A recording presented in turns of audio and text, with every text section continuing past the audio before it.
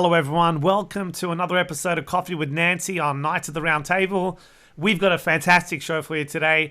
Nancy, do you want to hit it off with your top three? I do, but first I want to thank everybody so much for tuning in. We are so happy to have you with us.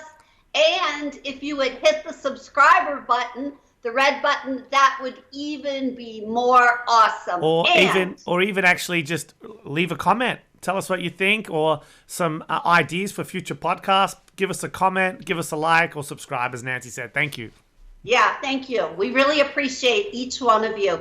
For tonight, our top three are Marjorie Taylor Greene. And she's a wild girl, a QAnon girl. The second topic is Joe Biden and Afghanistan, the United States and war. And the third topic is what's going on with Saudi Arabia and Joe Biden. That's great. I like those three, Nancy. So number one was Marjorie Taylor Greene. What are your thoughts about her? She's supposedly an ex-QAnon. So you have to kind of watch it with social media these days, because if you tell a little fib, there is going to be a podcast, a video, a tweet, or a meme of you, which is going to expose the truth of the matter. And Marjorie Taylor Greene was a QAnon aficionado, a fan of the Q. And for those of you who do not know who or what QAnon is, it's kind of a movement, and the movement believes at its core that the United States is in a deadly, epic battle of truth versus evil, of good versus evil. And QAnon believes that the Democrats are not only evil, but they are also pedophiles sacrificing children in tunnels and drinking their blood for something called adrenochrome, which keeps you young. They believe that Donald Trump was tapped years ago by white hats in the military to lead our country in this very day and to take our country back from the evil Democrats and establishment Republicans who are at core pedophiles doing horrible things to children. QAnon early on prophesied that all of these Democrats would be rounded up, the Podestas, the Hillarys, the Comeys, the Mitch McConnells, all of these bad guys would be rounded up. They would be put on barges. They would be taken to Gitmo. They would be tried and executed. Now, Donald Trump had 4 years to do all of these things, these arrests. He did not indict a single person. Not one person was put on a barge and went to Gitmo, not one of them. And QAnon, of course, believed in the steal, and many people that were at the big rally and that were part of the insurrection were QAnon people. And they truly believed that because Donald Trump was in charge, because he had the backing of the military, because there was such a large military presence after the insurrection, QAnon folks, many of them believed and continue to believe that the military is in charge, that Donald Trump is actually the president to this very day, and that Joe Biden has been allowed to pretend that he was president in order to what they call red pill the Democrats, so the Democrats could see when they put Joe Biden in that he was really a horrible communist, a horrible socialist. And they would go, oh no, what have we done? We miss Donald Trump, who was a true patriot. As you can see, totally, completely delusional. Freaking delusional.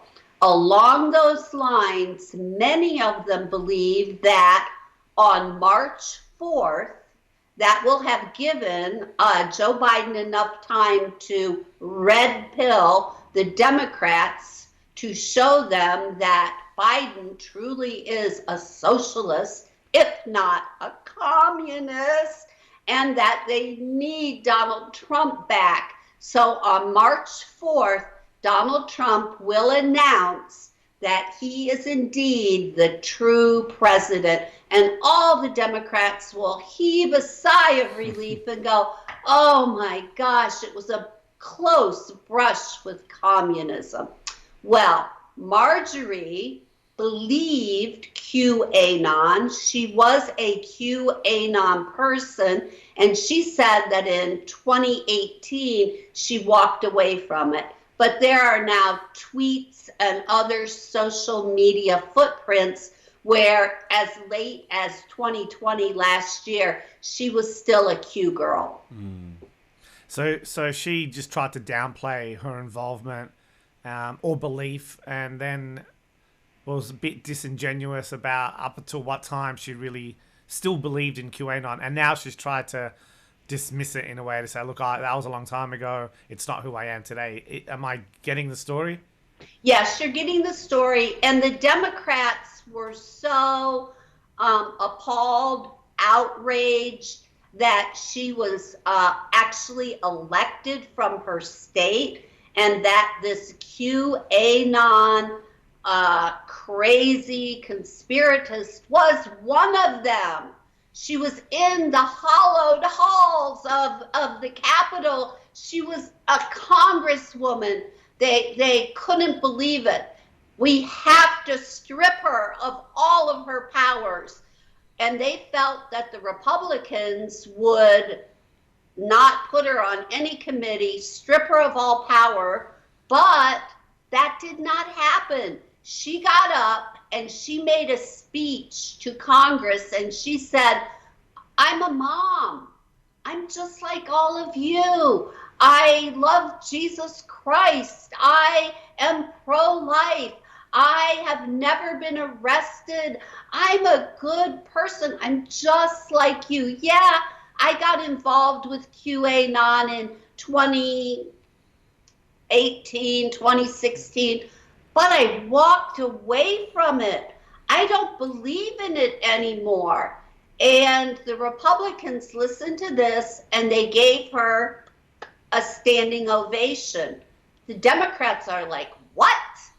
So today, the Democrats stripped her of all committees so that, yes, she's in Congress, but she is not on a single committee. Wow. So to her point, I think she raised one and said, well, QAnon was no worse a conspiracy theory than Russiagate, right? Right. So are they going to strip all those people of their conspiracy theory nonsense of Russiagate? No, because they still believe it. They still believe it. They believe that Donald Trump was elected president in large measure because Russia wanted him to be president and interfered in nefarious ways with that election. Now, Russia could get Donald Trump elected in 2016, but in 2020, without doing anything, our elections are totally safe. Nobody could ever interfere with them. And Joe Biden won 7 million votes above Donald Trump, fair and square. So in 2016, it's probable that Russia, maybe even China, helped get him elected. But in 2020, our elections are safe. Nobody could ever mess with them. And that, I mean, nothing happened in those 4 years to make our elections any safer, but the Democrats seem to think that, poof, all of a sudden they are steadfast, they are non-corruptible, and they are completely accurate. So since I like to give it to both sides, and we've spent a bit of time talking about QAnon, I want to talk about the other side of it, which is when you think about Russiagate, the real impact of that is only now just being realized. Because when it comes to foreign policy with Russia, I would say that Russiagate has forced Biden's hand in a way to take a stance with Russia that he wouldn't normally have taken. And what I mean by that is they're talking about nuclear armament right now, and he's taking a harder stance on Russia and demanding things he wouldn't normally demand. So this conspiracy theory of Russiagate has had real world consequences and now is impacting negotiations with a nuclear country. And I think that is awful. Just as bad as all the things that maybe QAnon has done, Russiagate has had some serious negative implications, and they're only coming to fruition right now, I would say. And along those lines, the United States of America has always had to have a boogeyman. They've had to have an enemy that they hate in order to justify our insane military budget that is so far out of proportion from any other country in the world. But we need somebody we can rile all the people up. When I was growing up, it was the Viet Cong. Oh my God, they're coming for us. We're going to turn into communists. We've got to napalm villages. So we burned people. We napalmed villages in Vietnam. And then we moved to Cambodia, and we napalmed. We put napalm on villages. We sprayed them and we lit them up. We were insane. We were so cruel. And then we moved on to the Middle East, and it was bin Laden. We had to find him. He was the great Satan. He blew up 9/11. And then it was Saddam Hussein. Oh my God, we've got to kill him. We've got to make up and lie about weapons of mass destruction. And we have to destroy Iraq. And then Afghanistan, we've been there 20 years. We have to keep bombing them into submission. And then there's Libya, we have to bomb them, and Somalia. We always have to hate. Trump was hating on China with the China virus. Now the Democrats, their big boogeyman is Russia. But at the core of the American zeitgeist, as regards to the United States government, it is hate, it is fear, it is fomenting this sense of enemy from without, enemy that we have to subdue, that we have to bomb, that we have to assassinate. And that justifies this insane military-industrial complex. So that's your number two, right, Nancy? That's the fear, right? Yep. People are highly motivated when they're scared of something, right? Or it's easy to manipulate, I would say, people if they are in fear. Fear is such a strong motivator. And I think they pull those strings really well. They do. And the CIA psychologically has perfected this mind control through many different vehicles. But the part of the agency of the CIA is to figure out how to manipulate the American people in all different ways. But hating our enemy is right up there at the top. And along those lines, now it is going to be hating the enemy from within, hating the insurrectionists. Oh, no, don't worry. They've got Iran still to go after, right? So, yeah, there's so that not just too. internal. The drums That of war too. are being sounded already.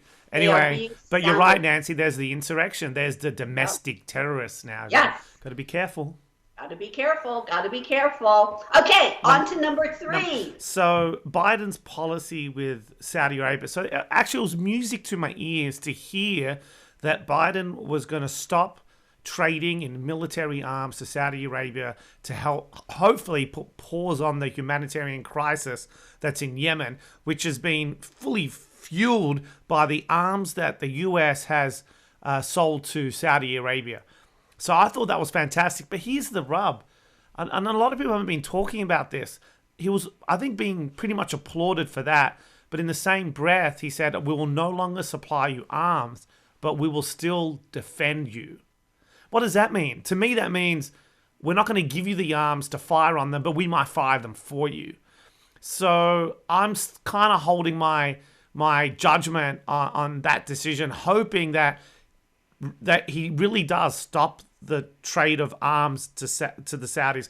But also, I would like to see some pressure put on them to stop the war in Yemen, to stop the massacre. Basically, the Saudis have been pushing onto the Yemen population there. So hopefully, that's a positive thing. It seems to be, but holding my breath. Historically, Joe Biden has never met a war he did not love. Historically, he is a neocon warmonger. So it will be interesting to see how the not selling arms to them, you're correct. Does that mean, oh, you don't even have to buy our bombs? Yeah. We'll just come and bomb for you. We'll wait and see. Yeah, and the other fascinating thing about that is so now Biden is on Russia because they have jailed this popular dissident. But when Saudi Arabia did things to the journalist and literally cut him up, and when their women were not allowed to leave the house, drive a car, have a bank account, the United States totally silent. So we can criticize and get on our moral high horse to countries we don't like. But if countries are buying arms for us, they could do anything, and we will not whisper a peep. Yeah. Well, yeah. All Yeah. right, Nancy. They were three good ones. I'm looking forward to the next. Yeah. Thank you very much, and look forward to having coffee with you again really soon. Okay, thank you. Thank you, Bye. Nancy. Bye.